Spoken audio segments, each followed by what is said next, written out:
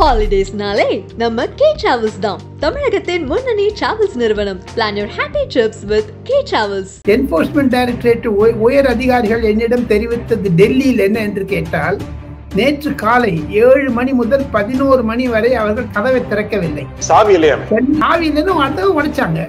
அதை கெட்டபாய் எடுத்து போலீஸுடைய பர்மிஷனோட உடைச்சாங்க. அதுல போலீஸ் கைது போட்டுட்டாங்களே. It was locked for 6 hours. I am breaking it open to அந்த அசிஸ்டன்ட் டைரக்டர் கைது போட்டு கொடுத்துருக்காரு. ஆக மொத்தம் எங்க வீட்டுல ரெய்டு நடக்குதோ அதே சமயத்துல 10:30 மணிக்கு கலைஞர் கருணாநிதியுடைய மகன் மு.க. ஸ்டாலின் வீட்டில் துரைமுருகன் சந்தித்து எதிரே வரக்கூடிய பிரச்சனைகள் எல்லாம் ஆலோசிப்பதற்காக ஏன் கூட்டம் கூட்டியா இங்க சென்னையில இருக்காங்க. ஆனா காட்பாடியில உங்களுக்கு கடை மூடிது. என்னங்க இது? 2022, 23, 24 அந்த கடந்த மக்களவை தேர்தலுக்கு முன்பாக இதே மாதிரி திமுக அமைச்சர்கள் மீதான நெருக்கடியை மத்திய அரசு கொடுத்தது. சிபிஐ, இதே மாதிரி இடி, இதெல்லாம் நெருக்கடி கொடுத்தாங்க. ஆனா தமிழ்நாட்டு மக்கள் அதெல்லாம் பெருசா எடுத்துக்கல. திமுக அணியை தமிழகத்தை பொறுத்த வரைக்கும் 39 இடங்களுக்கு 39 இடங்கள் கொடுத்தாங்க. இதுல என்ன சாதிக்க போகுது பிஜேபியோ மத்திய அரசு? பொதுமக்களிடையே ஊழல் இருக்கதை காண்பிக்கிறார்கள். ஆக மட்டும் நீங்க ஊழல் செஞ்சுட்டே இருக்கணும், ஜெயிச்சுட்டே இருக்கணும். எந்த ஊழல் பணத்தை வச்சுங்கன்னா அது பணத்தை கொடுத்துட்டு ஜெயிக்கணும். திருப்பிங்க இடியில திட்டுறது, மோடினா திட்டுறது, அப்புறமா பச்சை கொடி காமிக்கிறது, வெள்ளை கொடி காமிக்கிறது, கருப்பு கொடி காமிக்கிறது. விஜய் அவர்கள் 32 மாவட்டங்களுக்கும் செல்ல அபிஷியல் டிஸ்ட்ரிக்ட்ஸ் அவங்க கட்சியில பண்ணல. அது இப்போ ஏடிஎம்கே 76 டிஸ்ட்ரிக்ட் இருக்குது அவங்க இன்டர்னல் ஆர்கனைசேஷன்ல. ஆனா அவர் 32 டிஸ்ட்ரிக்ட் போறாருன்னு என்ன அர்த்தம்? பொதுமக்களுடைய பிரச்சாரம் இல்லைன்னா எங்களுடைய அவ்வளவு கும்பல் வருதுங்க அவருக்கு. விஜய் என்றால் தமிழகத்தில் கலக்கிறாங்களே, அப்படி எப்படிங்கிறது?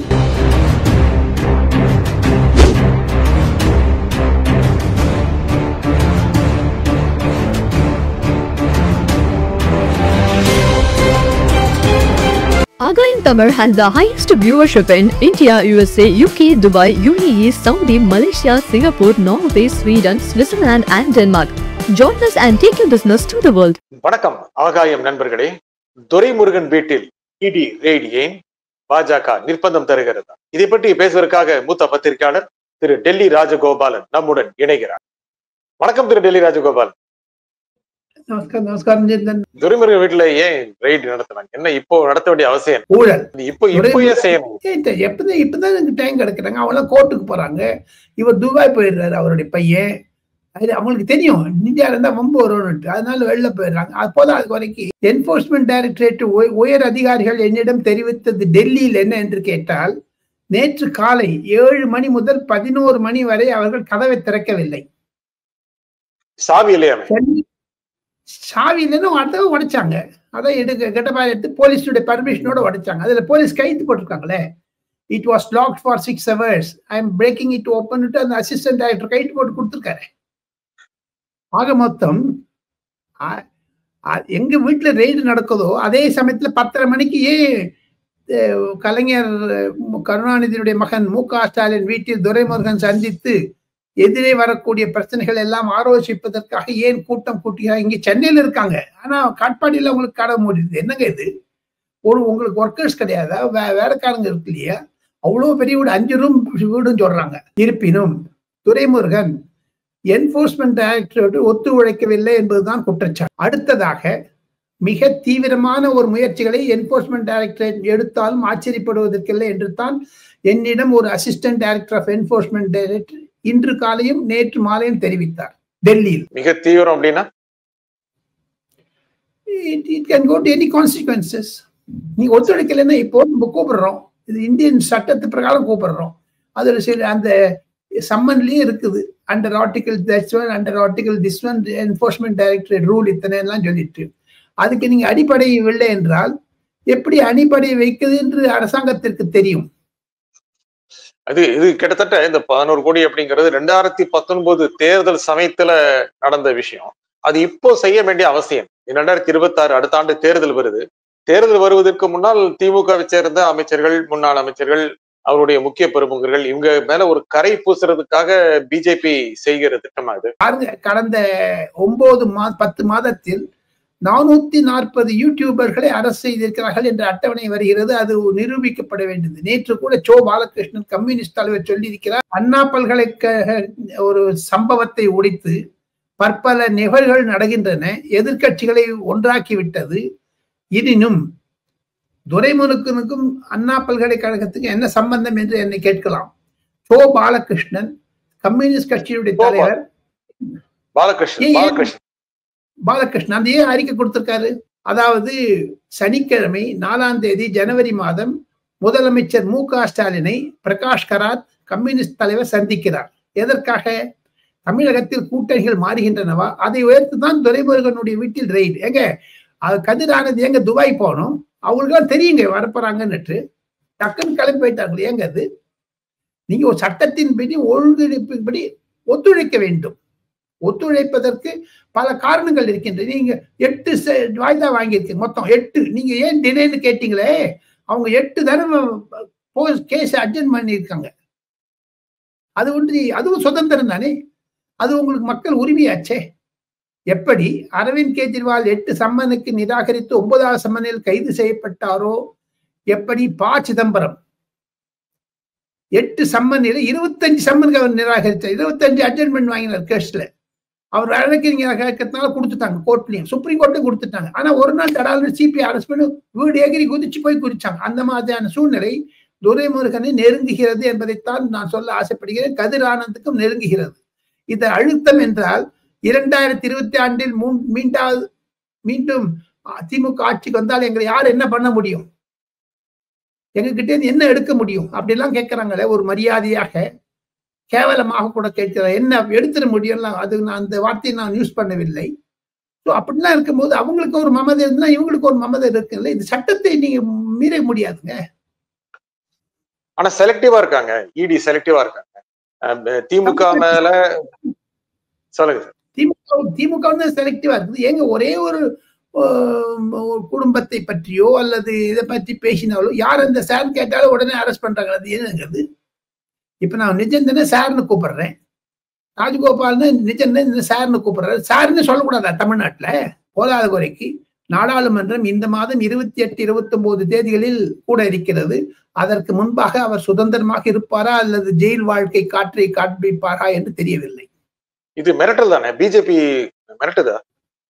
மிரட்டுற மாதிரி ஒண்ணு இல்லையா? நீங்க சட்டத்தை ஊழல் பண்ணலாம், அப்ப மிரட்டக்கூடாது. அவங்களுக்கு ஊழல் பண்றது பொதுமக்களுடைய பண ஊழல் தானுங்க. பொதுமக்களுடைய பணம் ஊழல் தானுங்க. 11 கோடி எப்படிங்க வந்தது நிச்சந்தன்? என்போர்ஸ்மெண்ட் டைரக்டரேட் பிடிச்சி, என்போர்ஸ்மெண்ட் டைரக்டரேட் தானா வரல, எலெக்ஷன் கமிஷன் கொடுத்திருக்காங்க அந்த கேஸ, இன்கம் டாக்ஸ் கொடுத்திருக்காங்க. ஆக மொத்தம் இதற்கும் நரேந்திர மோடிக்கும் இதற்கும் பாஜகவிற்கும் ஒரு சம்பந்தம் கிடையாது. தேர்தல் கமிஷன் அறிக்கை போயிட்டு இருந்தது. ஆனா அதிமுகவுடைய முன்னாள் அமைச்சர்கள் மேல கூட பல புகார்கள் இருக்கு. ஆனா இடி நெருங்குறதே இல்லை, அவங்க ரொம்ப மென்மையா பாத்துக்கிறாங்க. அது அது அப்படித்தானே? அது குற்றச்சாட்டு என்பது ஆதாரம் இருந்தாலும் ஆளுநருடைய அனுமதி தேவை. சில விஷயத்துல பப்ளிக் சர்வெண்டா இருந்தாங்கன்னா கவர்மெண்ட் சாங்ஷன் கொடுக்காது இருக்காங்க. அதிமுக மீது திமுகவும் பங்காளி, கோமாளி, ஒராளி, பல்லாளி என்னமோ சொல்றாரு RS பாரதி. அதிமுக திமுக பங்காளிகள், பாஜகவை உள்ள விடாதுங்கிறாங்க. அப்ப என்ன அங்க நோயாளி ஆயிட்டாங்களா அவங்க, இல்ல விருந்தாளி ஆயிட்டாங்களா?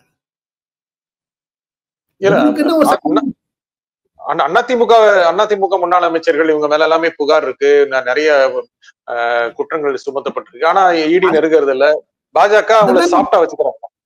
அதுதான் நான் சொல்ல வரேன். பாஜக சாஃப்டா வச்சுக்குதோ இல்லையோ, ஆளுநர் அனுமதி தர வேண்டும். அந்த ஆளுநர் அனுமதி தர வேண்டியதுக்கு கோப்புகள் செல்ல வேண்டும் அரசாங்கத்திடம் இருந்து. திமுக அரசாங்கம் ஏன் அந்த மாதிரி புகார்களை வெளியில சொல்றாங்களோ உள்ள பண்றது கிடையாது. Double standard, hypocrisy. போராத குறைக்கு திமுகவிற்கு ஒரே ஒரு வேண்டுகோள், அதிமுகவும் திமுகவும் ஒன்றானால் பாஜகவை உள்ள வரக்கூடாதுங்கிறாங்க. சரி, ஓகே. RS பாரதி சொல்றாரு திமுக அதிமுக பங்காளிங்க. சில டைமத்துல பங்காளி, சில டைமத்துல நோயாளி, விருந்தாளி, கோமாளி. அப்படிதானே?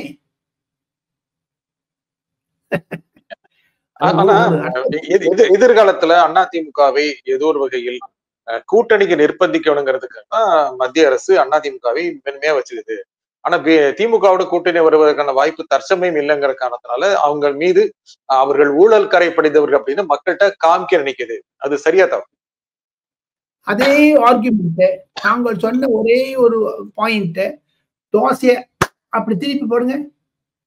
திமுக மீது பிரஷர் இருக்கலாமோ இல்லையோ அலையன்ஸுக்கு.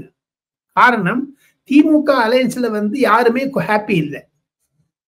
அண்ணா பல்கலைக்கழக நிகழ்விற்கு பிறகு அனைத்து கட்சிகளிலும் நேற்று ஜோதிமணி கூட அறிக்கை கொடுத்திருக்காங்க, மாணிக் தாக்கூர் அறிக்கை கொடுத்திருக்காரு, ராகுல் காந்தி கூட அதை பத்தி பேசுறாரு, சோ பாலகிருஷ்ணன் பேசுறாரு, பிரகாஷ் கராத் பேசுறாரு, அண்ணாமலையும் அதிமுக சுப்ரீம் கோர்ட்ல கேவியட் போட்டிருக்காங்க. கே பாலகிருஷ்ணன் மன்னிக்கிறேன், நான் தவறாக சொல்லிவிட்டேன். பாலகிருஷ்ணன் அவர் நன்றாக எனக்கு அறிமுகமானவர், பேரை மாறி சொல்லிவிட்டேன். காரணம் இப்படிலாம் இருக்கும்போது நிஜந்தன் தமிழக அரசியல் சூடு பிடிக்கிறது என்பதைத்தான் காட்டுகிறது. கண்டிப்பாக என்போர்ஸ்மெண்ட் டைரக்டரேட் இந்த சமயத்திற்கு எந்த சமயமா தான் உங்களுக்கு எலெக்ஷன், இப்ப நாளைக்கு ஈரோடுல எலெக்ஷன் அனௌன்ஸ் பண்ண போறாங்க 6ஆம் தேதி, நாளை மறுநாள் அனௌன்ஸ் பண்ணிட்டாங்கன்னா சப்போஸ் வந்து பிப்ரவரி 15ஆம் தேதி ஈரோடுல எலெக்ஷன்னா பாஜக அழுத்தம் கொடுக்கிறதுன்னு சொல்ல முடியுமா? பாஜக அழுத்தம் கொடுத்துதான் இருக்கேன். 3வது முறையா பொதுமக்கள் தேர்ந்தெடுத்துட்டாங்களே சார், நீங்க தமிழ்நாட்டை கொடுக்குறீங்களோ இல்லையா, நார்த் இந்தியாவில கொடுத்துட்டாங்களே சார். 3வது முறையாக யார் வர முடியாது என்பதை திமுக நிர்ணயிக்கும் பெரிய நாமத்தை போட்டு விட்டாங்களே, நான் போட்டு இருக்க மாதிரி. ஆனா திமுக 2022, 23, 24 அந்த கடந்த மக்களவை தேர்தலுக்கு முன்பாக இதே மாதிரி திமுக அமைச்சர்கள் மீதான நெருக்கடியை மத்திய அரசு கொடுத்தது. சிபிஐ, இதே மாதிரி இடி, இதெல்லாம் நெருக்கடி கொடுத்தாங்க. ஆனா தமிழ்நாட்டு மக்கள் அதெல்லாம் பெருசா எடுத்துக்கல. திமுக அணியை தமிழகத்தை பொறுத்த வரைக்கும் 39 இடங்களுக்கு 39 இடங்கள் கொடுத்தாங்க. இதுல என்ன சாதிக்க போகுது பிஜேபியோ மத்திய அரசு? பொதுமக்களிடையே ஊழல் இருக்கதை காண்பிக்கிறார்கள். ஆக மொத்தம் நீ ஊழல் செஞ்சுட்டே இருக்கணும், ஜெயிச்சுட்டே இருக்கணும். எந்த ஊழல் பணத்தை வச்சுங்கன்னா அது பணத்தை கொடுத்துட்டு ஜெயிக்கணும். திருப்பி இடியில திட்டுறது, மோடினா திட்டுறது, அப்புறம் வந்து பச்சை கொடி காமிக்கிறது, வெள்ளை கொடி காமிக்கிறது, கருப்பு கொடி காமிக்கிறது. என்னங்க இது?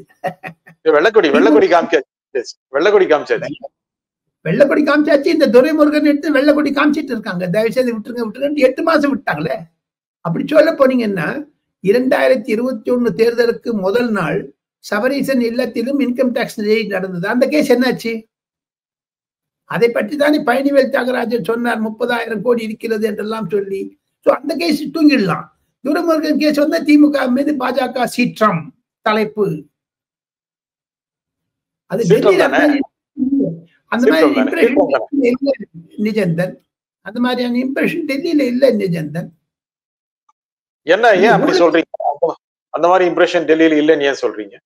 ஊழல் ரீதியில் ஊழல் என்ற ஒரு பார்வை நோக்கத்தில் பார்த்தீர்களே ஆனால் கண்டிப்பாக அதில் ஊழல் இருக்கத்தான் இருக்கு. 11 கோடி சாதாரணமாக சும்மா எலெக்ஷனே நிறுத்தினாங்களே சார். 8000 ஓட்டு தானே சார் ஜெயிச்சார் அவரு. ஆக மொத்தம் எதிர்ப்பாளை இருப்பதையும் தாங்கள் தெரிந்து கொள்ள வேண்டும் என்பதைத்தான் நிரூபிக்கிறது. எது இருப்பினும் என்னுடைய கருத்து பிரகாரம் ஒரு முக்கியமான செய்தி, கண்டிப்பாக துரைமுருகன் விஷயத்தில் மெத்தனம் காட்டிய மத்திய அரசு ஏன் மீண்டும் முடக்கப்பட்டிருக்கிறது, மீண்டும் முடுக்கி விட்டிருக்கிறார்கள் என்று கேள்வி கேட்டீர்களே ஆனால் சட்டம் தனது கடமையை செய்கிறது என்பதைத்தான் சொல்ல முடியும். ஒன்று. இரண்டாவதாக, டெல்லியில் பரபரப்பாக பேசக்கூடிய விஷயத்தை தாங்கள் கேள்வி கேட்டால் நான் பதில் சொல்லுவேன். என்ன பரபரப்பான விஷயம் சொல்லுங்க. இது துரைமுருகன் விஷயம் முடிச்சிட்டீங்களா? நீங்க இந்த பரபரப்பான விஷயம் துரைமுருகனா வேற ஏதாவது தெரியலையே, அதான் முடிச்சிட்டீங்கன்னா கேள்வி பதில் சொல்லுங்க. வேற சப்ஜெக்டுக்கு நான் போலாம். துரைமுருகன் விஷயம் எனக்கு தெரிஞ்சு நான் சொல்லிவிட்டேன். கூடிய விரைவில் நான் சொல்ல போற விஷயம் வேற. துரைமுருகன் விஷயத்தை முடித்துக் கொள்ளலாம். விஜயனுடைய லெட்டர் ஆளுநர் ரவிக்கு கொடுத்தது அமித்ஷா கையில் வந்து விட்டது. அதுதான் ஆளுநர் வந்து அந்த கடிதத்தையே ஃபார்வர்ட் பண்ணியிருக்காரு அமித்ஷாக்கு. ஸ்கேன் பண்ணி இமெயில் அனுப்பிச்சிருக்காங்க. அமித்ஷா அந்த கடிதத்தை படித்து விட்டார். ஆங்கிலத்தில் இருக்கக்கூடிய கடிதத்தை படித்து விட்டார். இருப்பினும் அமித்ஷா நிலைமைக்கு விஜயுடைய கடிதம் போகுமே ஆனால் கண்டிப்பாக அண்ணாமலை பல்கலை விஷயம் மத்திய அரசாங்கத்தை கூர்ந்து கவனிக்கிறது என்பதுதான் அர்த்தம். விஜய் அந்த மாதிரி செஞ்சதே இயலாமை அப்படிங்கிற தமிழ்நாட்டுல பேச்சா இருக்கு. அவர் நேராக களத்தில் இறங்கி போராட்டம் நடத்தல, ஆளுநர் வேண்டாம்னு சொன்னவர் போய் ஆளுநர்கிட்ட லெட்டர் கொடுத்தாரு, அப்படிதான் விமர்சனங்கள் இருக்கு. ஆளுநர் இப்போ கலைஞர் கருணாநிதி கூட சார் ஆளுநர் வேண்டாம், ஆட்டுக்கு மாசி, இது கவர்னருக்கு தாடி இதெல்லாம் சொன்னாங்கல்ல பழமொழி. ஆளுநரை வச்சார் பதவி பிரமாணம் வேண்டி இருக்குது. நான் கலைஞர் கருணாநிதி மு.க.ஸ்டாலின் மகன் மு.க.ஸ்டாலின் சொன்னார்னா அப்ப ஆளுநர் தேவையா உங்களுக்கு? வேண்டாமா? அப்போ யாருக்கு உங்களுக்கு பதவி பிரமாணம் செஞ்சு வைப்பாங்க? நீங்க சட்டத்தை காப்போம், இந்திய சட்டத்தை காப்போம், நீங்களே இப்ப சீஃப் மினிஸ்டர் ஆயிடுங்களா பார்க்கலாம். யார் உங்களுக்கு பதவி பிரமாணம் செய்து வைப்பாங்க? ஆக மொத்தம் விஜய் செய்தது சரி என்பதுதான் என்னுடைய வாதம். காரணம், ஆளுநர் இருக்கும் வரை ஆளுநரை எதிர்த்து போராட்டம் செய்வோம். ஆனால் ஆளுநர் இருக்கும் வரை ஆளுநரை சந்திப்பதுதான் கடமை. அதுதான் இந்த சட்டம். ஒன்று. இரண்டாவது, அடுத்த மாதம் முதல் பிப்ரவரி, மார்ச், ஏப்ரல் 3 மாதங்களில் 32 மாவட்டத்திற்கும் செல்ல இருக்கிறார் என்பதுதான் எனக்கு கிடைக்கக்கூடிய தகவல். விஜய் தமிழ் வெற்றி கழகத்தின் தலைவர் 32 தமிழக வெற்றி கழக தலைவர் விஜய் அவர்கள் 32 மாவட்டங்களுக்கும் செல்ல, அபிஷியல் டிஸ்ட்ரிக்ட்ஸ் அவங்க கட்சியில பண்ணல. அது இப்ப ஏடிஎம்கே 76 டிஸ்ட்ரிக்ட் இருக்குது அவங்க இன்டர்னல் ஆர்கனைசேஷன்ல. ஆனா அவர் 32 டிஸ்ட்ரிக்ட் போறாருன்னு என்ன அர்த்தம்? பொதுமக்களுடைய பிரச்சாரம் இல்லைன்னு எங்களுடைய அவ்வளவு கும்பல் வருதுங்க அவருக்கு. விஜய் என்றால் தமிழகத்தில் கலக்கிறாங்களே, அப்படி எப்படிங்க அது? சோ ஆக மொத்தம் தமிழகத்தில் விஜய் என்ற ஒரு புதுமுகம். அடுத்ததாக டெல்லியில் பரபரப்பாக பேசக்கூடியது என்ன என்று கேட்டால், பாமகவில் இருக்கக்கூடிய குளறுபடிகள், பேரனுக்கும் மகனுக்கும் மருமகளுக்கும் இருக்கக்கூடிய சண்டை. இதை அகில இந்திய அளவில் இருந்து பார்ப்பீர்களே ஆனால் அது ஃபிட் ஆகுது. Regional parties, especially family dynast party எல்லாம் உடஞ்சிட்டு வருது ஆல் இந்தியா லெவல்ல. ஒரு உதாரணத்தை ஆகாயம் நேயர்களுக்கு நிஜந்தன் மூலமாக நான் சொல்லிக் கொள்வது, சரத்பவார் மீண்டும் ஒன்று சேர்கிறார் அஜித் பவாருடன். சரத்பவார் அஜித் பவார் ரூட்டை வச்சிருந்து என்டிஏல சேரத்துக்கு பார்க்கிறாரு. மம்தா பானர்ஜி 6 மாதம் இதே மாணவர்கள் போராட்டத்தினால் முடங்கி இருந்த மேற்கு வங்காள முதலமைச்சர் வாயடைத்து இருக்கிறார். 6 மாசம் ஆச்சு, அவங்க நேஷனல் சீன்ல பேசவே இல்லை. இரண்டாவதாக அகிலேஷ் யாதவ் அவருடைய மனைவி, அந்த 2 பேரும் ஒரே கட்சியில் இருந்தாலும் குடும்பத்தில் இருந்தாலும் அவர் மனைவி அகிலேஷ் யாதவனுடைய சித்தப்பா மகன் வளருவதை பிடிக்கவில்லை. அதற்கும் மேலாக மிக மிக முக்கியமாக புது கருத்து டெல்லியில் நிலவி வருகிறது. அது நேரடியாக காண பார்வை எனக்கு கிடைத்தது, காணக்கூடிய பார்வை. அமித்ஷாவிடம் ஏன் பிரியங்கா காந்தி நெருக்கமாக இருக்கிறார்? ராகுல் காந்தி அவுட்டுன்னு அர்த்தமா? அப்போ அமித்ஷா கிட்ட சொல்லி வயநாட்டுல நாங்க நிறைய ஹெல்ப் பண்ணிட்டோம் அப்படின்னு அமித்ஷாக்கு நன்றி தெரிவித்து ஏன் ட்வீட் போடுறாங்க? செஞ்சாரு, நன்றி தெரிவிக்கிறாங்க. ஆமா, இப்ப தமிழ்நாட்டுக்கு செஞ்சாங்க, ஏன் திமுக நன்றி தெரிவிக்கல? எங்க எப்ப பார்த்தாலும் உங்களுக்கு பணம் பணம் பணம் பணம் பணம் பண்ணும் அப்படி பறக்கிறீங்களா சார்? ஏன் சார் அது? எது எடுத்தாலும் பணம். மத்திய அரசு மத்திய அரசு மத்திய அரசு மத்திய அரசு இவங்க 17 ஆண்டுகள் என்ன பண்ணிட்டு இருந்தாங்க சொல்லுங்க? 17 வருஷம் தாங்க. அப்ப மத்திய அரசு தேவையில்லையா? ஒண்ணு ஆட்டுக்கு தாடி வேணும், இல்லையா ஆளுநர் வாட்டம். இந்த மாதிரி கடையில் வச்சுருந்தீங்கன்னா திமுகவுடைய இரட்டை போக்கைத்தான் விஜயும் அண்ணாமலையும் இபிஎஸும் சீமானும் திருமாவளவன் உட்பட நான் சொல்லுகிறேன் எக்ஸ்போஸ் பண்ண போறான். பார்த்துட்டே இருக்க என்ன நடக்கும்? தேர்தல் கூட்டணிகள் மாறினாலும் ஆச்சரியப்படுவதற்கு இல்லை என்பதுதான் யதார்த்தம். திமுக அணி ரொம்ப பலமா இருக்கு, யாரும் அவங்க விட்டு போக மாட்டாங்க. போய் வெளியேறி என்ன லாபம் இருக்கு? சீட்டு கிடைக்குமா? ஜெயிப்பாங்களா? திமுகவை தோத்து போச்சுன்னா இவங்கள தோக்காது இருப்பாங்களா என்ன? எத்தனை பேர் சேர்ந்து இருந்தாலும் ஜெயிச்சுவாங்கல்ல. இன்று இருக்கக்கூடிய நிலைமையில் 8 பேர் தமிழக அமைச்சர்கள் இடி நெட்ல இருக்காங்க. 12 அமைச்சர்கள் மீது ஆன்டி இன்கம்பன்சி இருக்கிறது. தமிழகத்தில் திராவிட முன்னேற்ற கழகத்திற்கு எதிர்ப்பால இருக்கிறது. அதையெல்லாம் வைத்துக் கொண்டு நீங்க வெறுமை பணம் கொடுத்துட்டு ஓட்டு வாங்கிடலான்னு நடக்காதுங்க. நிஜந்தன், வலுவான எதிர்கட்சிகள் வேண்டும், அதற்கான உருவாக்கல்கள் நடந்து கொண்டிருக்கின்றன என்பதுதான் என்னுடைய கருத்துங்க. ஏன்னா தமிழ்நாடு அரசியலை நான் தங்களுடைய நேரடிக்கான சொல்லியிருக்கிறேன். மிக மிக நெருக்கமாக பழகக்கூடிய சில எம்பிக்கள் என்னிடம் வருத்தப்படுகிறார்கள் இந்த போதைப் பொருள் விஷயத்திலும். எவ்வளவு நாள் தான் நீங்க ஒரு ஊடகத்தையும் பத்திரிகை வச்சுன்னு பண்ண முடியுங்க சொல்லுங்க சார்? இதே சிபிஎம் கட்சி ஒண்ணு இல்லைன்னா கூட திமுகவினுடைய ஒரு ஆதரவுடன் ஜெயிக்கக்கூடிய கம்யூனிஸ்ட் மார்க்சிஸ்ட் திடீரென்று ஏன் ஒரு போர்க்குரலை எழுப்ப வேண்டும்? எதிர்கட்சி அதுக்கு காரணம் என்ன என்று கேட்டால், நீங்க கேட்டீங்கன்னா நான் சொல்லல, நான் சொல்ல மாட்டேன். காரணம் சொல்லுங்க. உதயநிதி நாங்க 2026 எலெக்ஷன் போது அக்டோபர், நவம்பர், டிசம்பர் இன்னும் 8 மாசத்துல நாங்கெல்லாம் ஸ்டாலினோட பேச தயாரா இருக்கோம் சீட் அட்ஜஸ்ட்மெண்ட்ஸ்ல. நீங்க 200 தொகுதி வென் பண்ணுவேன், மீதி 34 தொகுதியில அலையன்ஸ் கொடுப்பீங்களா சார்? 200 தொகுதி திமுக வெற்றி பெறும் தான் சொல்றாரு. திமுக அலையன்ஸ் திமுக அணின்னு சொல்றாரு ஸ்டாலின், முதலமைச்சர் ஸ்டாலின் திமுக அணி தான் சொல்றாரு. அதையே உதயநிதி சொல்லல. இப்போ சமீப காலமா உதயநிதியை பத்திரிகையாளர்களை சந்திப்பது இல்லை. காரணம் அலையன்ஸ் கொஞ்சம் சைலண்டா வைக்கிறதுக்கு தான் உதயநிதி பேசினாலும் இந்த அலையன்ஸ் எல்லாம் கலட்ட பண்ண. ஏன்னா உதயநிதியை முதலமைச்சர் ஆக்கிடுவார்களோ என்ற அச்சம் அலையன்ஸ் பார்ட்னர்ஸ்க்கு இருக்குது. அதனாலதான் கூட்டணி ஆட்சின்னு சொல்றாங்க. திமுக முடிவு தானே யார முதலமைச்சர் ஆக்குறது. அப்போ ஓட்டு இவங்ககிட்ட இருந்து வரணும். திமுக பண்ணி 80 சீட் மேல வரலீங்களா உங்களுக்கு? அப்ப மைனாரிட்டி கவர்மெண்ட் தானே, அப்ப கூட்டணி தானே. நீங்க ஒண்ணு இப்ப கூட்டணி என்று சொல்லக்கூடிய திருமாவளவனும் சரி, பாலகிருஷ்ணனும் சரி, டி ராஜாவும் சரி, செல்வ பெருந்தகை, அவர் தான் பெருந்தகையாச்சு, பெருந்தொகை, செல்வ பெருந்தொகை, அவங்க எல்லாம் சொல்லிட்டு காமன் மினிமம் ப்ரோக்ராம் வேணும்னு கேட்க போறாங்க. அப்ப என்ன பண்ணுவீங்க? அப்ப கூட்டணிக்கு அழுத்துறாங்கல்ல, அழுத்தத்தை தருகிறாங்க. காமன் மேனிபெஸ்டோ போடலாம்னு சொல்றாங்க. பாஜகவை தள்ளி வைக்க வேண்டும், எல்லாரும் ஒன்னாயிட்டாங்க அரசியல் ரீதியாக. ஆனால் பொருளாதார கொள்கை என்ன உங்களுக்கு? கல்வி கொள்கை என்ன? இதே கொள்கை நீடிக்கும் என்று சொல்லுவார்களா? கல்வி கொள்கையில் தானே இந்த அண்ணா பல்கலைக்கழகம் சிக்கி கொண்டு தவிக்கிறது, அந்த இன்சிடென்ட். சோ இதெல்லாம் ஒரு அனாலிசிஸ் பண்ணீங்கன்னா வச்சுங்க, சில பத்திரிகை ஆசிரியர்கள் தலையங்கம் எழுதும் போது வட இந்தியாவில் Times of India, Hindustan Times போன்ற பத்திரிகைகள் அலசுகிறார்கள். அலசும் பொழுது திமுகவினுடைய ஹிப்போக்ரசி எக்ஸ்போஸ் ஆகுதுங்க, அவங்களுடைய வெளிச்சம் வருது. எவ்வளவு நாள் தாங்க நீங்க பண்ண முடியும்? அப்படி நீங்க உதயநிதியை டைரக்டா சீஃப் மினிஸ்டர் பண்றேன்னு சொல்லிடுங்க சார். எதுக்கு இன்டைரக்டா இப்படி மூக்க தொடறீங்க சார்? அது இல்ல, ஸ்டாலின் தானே முதலமைச்சர் வேட்பாளர். அதெல்லாம் அவங்க மாத்த மாட்டாங்க, உடனே எல்லாம் மாத்த மாட்டாங்க. அவரு அது அலையன்ஸ் எல்லாம் சொல்றாங்களே, நாங்க அவ்வளவு போய் சீட் அரேஞ்ச்மெண்ட்ஸ் எழுதிங்க. அவர் சொல்றாரு மீதி ஒரு 8 சீட் தரேங்கிறாரு காங்கிரஸ். அவ்வளவு 25 கேட்கறாங்க.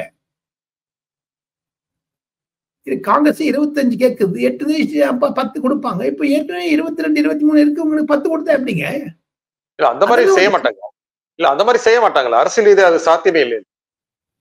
சாத்தியமில்லை என்று தாங்களும் நானும் கூறலாமே தவிர, யதார்த்தத்தில் பார்த்தால் அழுத்தத்தை தர ஆரம்பித்து விட்டார்கள் கூட்டணி அரசாங்கத்தின் மீது என்பது, அதாவது கூட்டணி கட்சிகள், அலைஸ் பார்ட்டிஸ். பொதுமக்களிடையே இருக்கக்கூடிய ஒரு அழுத்தத்தை தானே அந்த நிர்பந்தம் காண்பிக்கிறது. நிஜந்தன் ஒவ்வொரு எம்எல்ஏ யாராலும் போக முடியுங்களா சார் ஓட்டுகள்? அது அதனுடைய பிரதிபலிப்பு தான் ஆளுங்கட்சியில் அழுத்தம், கூட்டணி வேண்டும் வேண்டும் என்று. ஆனால் எதிர்கட்சியில் வன்முறை பேச்சு அதிகமாகிவிட்டது. எனக்கு வருத்தத்துடன் தெரிவித்துக் கொள்கிறேன், கருணாநிதி சிலையை உடைப்பேன் என்று சீமான் சொல்வது தவறு. காரணம் என்ன என்று கேட்டால், அந்த மாதிரியான வன்முறையை உசுப்பி விடக்கூடாது. சாட்டையால் அடித்துக் கொள்கிறார், தன்னைத்தானே அடித்துக் கொள்கிறார், அது இலக்கியத்தின் கால்வே, அது தவறு. அது இதெல்லாம் சரி, இதெல்லாம் ஒரு வயலன்ஸ் தானே கிரியேட் பண்றதுங்க சார். நீங்க அண்ணாமலை சொல்றீங்களா? யாரு ஒண்ணு சொல்றேன், யார ஒண்ணா இருக்கட்டுமே. அண்ணாமலை செஞ்சது சரியில்லையா? அண்ணாமலை செஞ்சது சரியில்லையா? அவருடைய ரீதியில் பார்த்தா சரி, அது கண்டிப்பாக அவர் செய்தது சரி. ஆனால் பொதுமக்களிடையே ஒரு ஒரு விழிப்புணர்ச்சியை உணர்க்க வேண்டும் என்றுதான் அவர் செய்கிறார். இப்ப தடால்னுட்டு தொலைக்காட்சிகளில் ஏங்க ஒரு ஒரு சாரார் எவ்வளவு நாள் தாங்க நீங்க எடப்பாடி பழனிசாமி அடிப்பீங்க சார்? போட்டு போட்டு போட்டு போட்டு போட்டு ஒரு பந்து அமுக்க எழும்புங்க, பார்த்துட்டே இருங்க. ஆக மொத்தம் தமிழக அரசியல் என்பது அடுத்த ஒரு மாதத்திற்குள் 2 மாதத்திற்குள் ஒரு சீரடிக்கு வந்துவிடும். அக்டோபர் நவம்பரில் தான் அது நிலைப்படும் என்று தருகிறேன். ஆக மொத்தம் நான் ஆரம்பித்ததை சொல்லி முடித்துக் கொள்கிறேன். அந்த அலையன்ஸ், இந்தியா அலையன்ஸ்ல இருக்கக்கூடிய கட்சிகள் அனைத்திலும் ராகுல் காந்தி, பிரியங்கா காந்தி உள்பட கருத்து வேறுபாடுகள் இருக்கிறது. ஒவ்வொரு கட்சியிலும் கருத்து வேறுபாடு இருப்பதனுடைய வீச்சு என்ன என்று கேட்டால், 2014 தேர்தலில் வந்தார் நரேந்திர மோடி, குடும்ப ஆட்சியை ஒழிப்போம் என்று அம்மையார் ஜெயலலிதாவும் குடும்ப வாரிசு வேண்டாம் என்று சொன்னார். அதனுடைய ரூபம் 2024 3வது முறையாக நரேந்திர மோடி பதவிக்கு வந்த பிறகு குடும்ப கட்சிகளுடைய பிரிவு ஆரம்பித்து விட்டது என்பதைத்தான் நான் வற்புறுத்த விரும்புகிறேன். Kanimozhi versus Udhayanidhi, Kanimozhi versus TR Baalu, Kanimozhi versus Dayanidhi Maran. இதெல்லாம் ஏன் என்கரேஜ் பண்றாரு அமித்ஷா? இதெல்லாம் புரிஞ்சுக்கணுங்க சார். தயவு செய்து அகில இந்திய அளவில் இருந்து தமிழ்நாட்டை பார்த்தீங்கன்னா சம்திங் இஸ் சேஞ்சிங். யாராவது ஒருத்தர் சரி இப்போ நிஜந்தன் இல்ல ராஜகோபால்னு வச்சுங்க, என்னுடைய சில குறைகளை, சில அச்சீவ்மெண்ட்ஸ், ஃபெயிலியர்ஸ் எல்லாமே நிஜந்துகிட்ட தனிப்பட்ட முறையில் சொல்லுவேன். பப்ளிக்கா நான் சொல்ல மாட்டேன். என்னுடைய மகன் கல்யாணத்துக்கு நிஜன் வந்திருந்தார், வாழ்த்துக்கள். உங்களுடைய வீட்டுல குடும்பம் தான் நான் வருவேன். ஆனால் சில பொது வாழ்க்கையில் பார்த்தால், சில விஷயத்திலே பார்த்தால் ஓப்பனா சொல்ல முடியாது. அதான் தவிக்கிறார்கள் திமுகவில். சரி, இந்த நிகழ்ச்சியில் உங்கள் கருத்துக்களை கூறியமைக்காக திரு டெல்லி ராஜகோபாலன் மிக்க நன்றி. நன்றி. மீண்டும் ஒரு நிகழ்ச்சியை சந்திப்போம். நன்றி, வணக்கம். ஹாலிடேஸ்னாலே நம்ம கே டிராவல்ஸ் தான் தமிழகத்தின் முன்னணி டிராவல்ஸ் நிறுவனம். Plan your happy trips with K Travels.